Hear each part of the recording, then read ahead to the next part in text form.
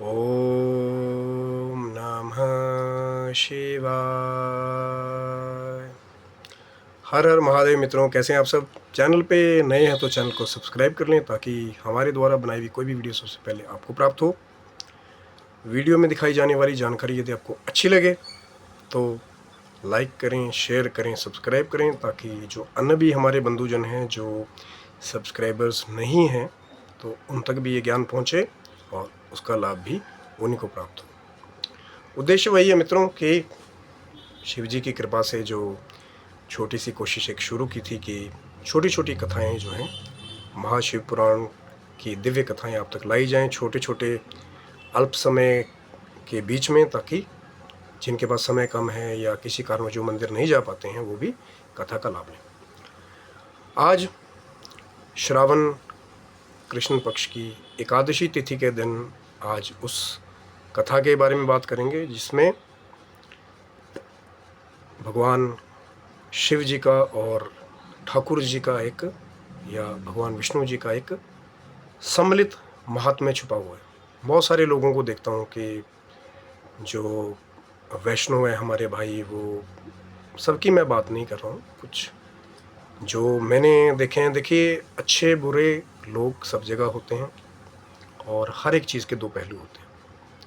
तो कुछ बहुत अच्छे हमारे वैष्णव भाई हमने देखे जो सब भक्तों की अच्छे से, जिसे कहते हैं कि एक सम्मान करते हैं, सबको मानते हैं, चाहे वो शिवित हैं चाहे शाक्त हैं, जो माँ जगदम्बा को मानने वाले। कुछ हमारे शैव भाई जो हैं वो भी काफ़ी अच्छे देखे हैं, जो भगवान विष्णु के भक्तों से ही उतना प्रेम करते हैं जितना भगवान शिव जी के भक्तों से करते हैं।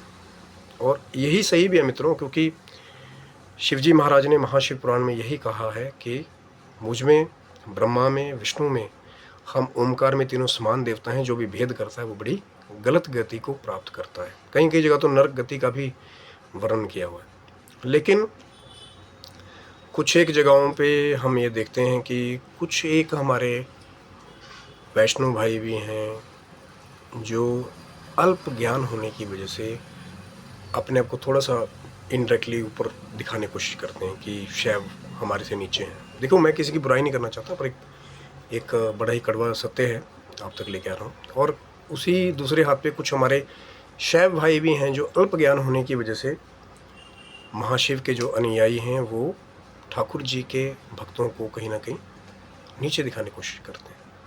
वो भी अल्प ज्ञान होने की वजह से गलत है, क्योंकि स्वयं शिव जी ने कहा है जो हमारे में भेद करता है वो गलत गति को प्राप्त करता है।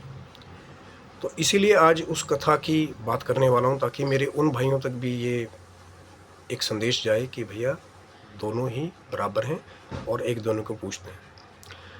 रामेश्वरम में जब श्री राम जी ने, जो भगवान विष्णु के अवतार हैं, शिवलिंग की, रामेश्वर शिवलिंग की स्थापना की, जब उसे नाम नहीं दिया गया था तो माँ पार्वती ने भी भगवान शिव से ये प्रश्न पूछा, जब दूर से वो देख रही थी अपनी दिव्य दृष्टि से कि भगवान राम जी जो हैं वो शिवलिंग का निर्माण करके पूजन कर रहे हैं। तो माँ ने पूछा कि भगवान शिव जी से, भोलेनाथ जी से, कि इसका नाम क्या है।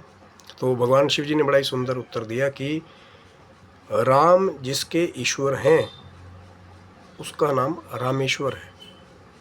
अब भगवान भोलेनाथ जी ने, क्योंकि भगवान विष्णु नारायण जो हैं वो भगवान भोलेनाथ जी के आराध्य देवता हैं और राम नाम का जाप जो है बाबा सदा ही करते रहते हैं और बड़े प्रसन्न होते हैं। और वैसे उनके अंश अवतार हनुमान जी भी राम जी का नाम सुन के बहुत प्रसन्न होते हैं।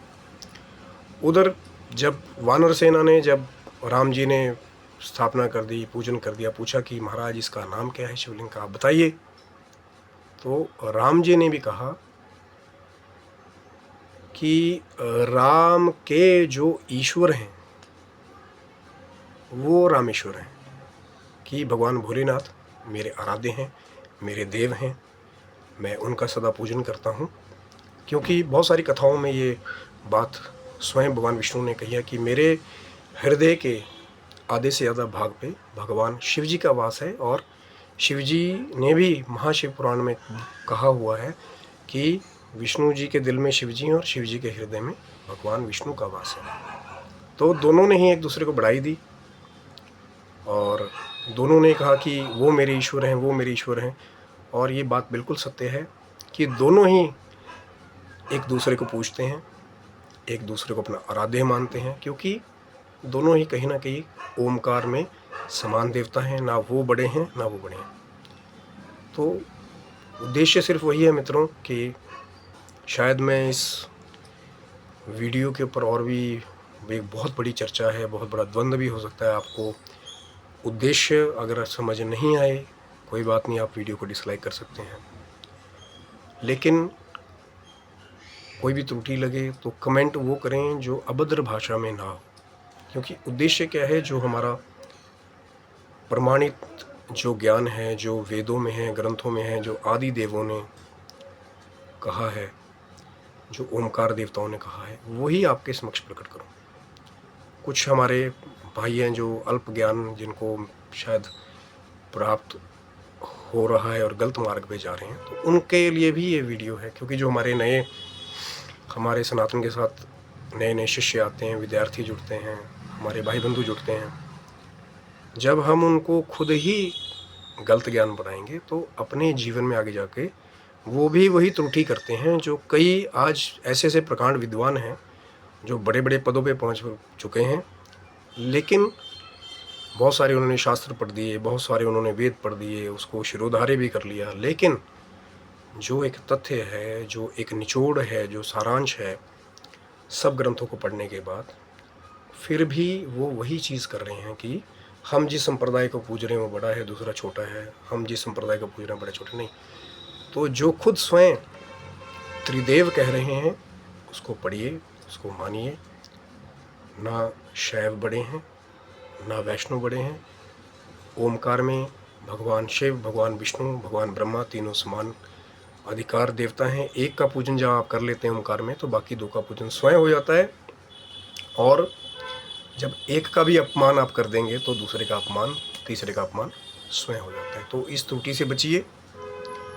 और जहाँ भी आपको स्वात्विकता में कार्य करने का मौका मिले, तो चाहे भगवान शिव का नाम लेकर के कार्य कीजिए, भगवान ठाकुर जी का, नारायण जी का नाम लेकर कार्य कीजिए। दोनों ही पूजनीय हैं, दोनों ही वंदनीय हैं।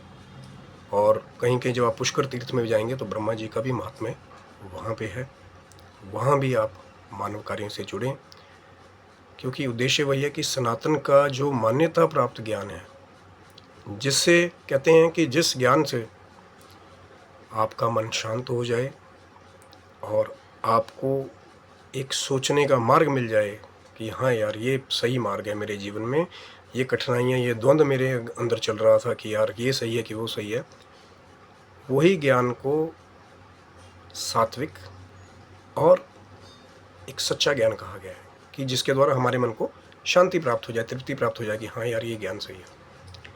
क्योंकि कई लोग आते हैं, उनके मन में जिज्ञासा होती है, अभी वो ना वैष्णव बने ना शैव बने हैं, तो कई बार जो हमारा जो नया एक अनुयायी है, जब वो आता है और शास्त्रों को ज्ञान लेने लगता है, तो उसको ये होता है कि भैया मैं कौन सी वाली तरफ जाऊं, क्या वो बड़े हैं वो बड़े हैं।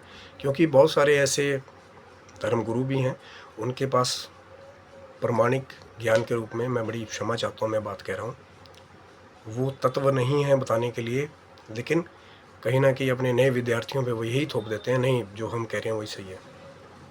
लेकिन मैं उन गुरुओं की बहुत वंदना करता हूँ, मेरे लिए बड़े पूजनीय हैं, जो शास्त्रों वेदों में प्रमाण के साथ क्या है उसको बताते हैं।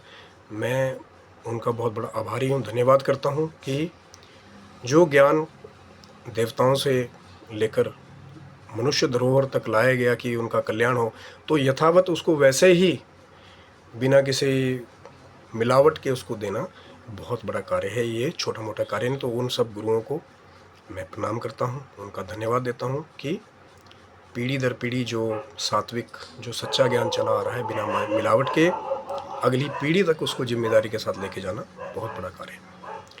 तो रामेश्वरम जी की नाम की कथा बताने के पीछे यही उद्देश्य था कि ना वो बड़े हैं ना वो बड़े हैं, ओमकार में सब समान बराबर अधिकारी हैं, सबका सम्मान करें, किसी का अनादर ना करें।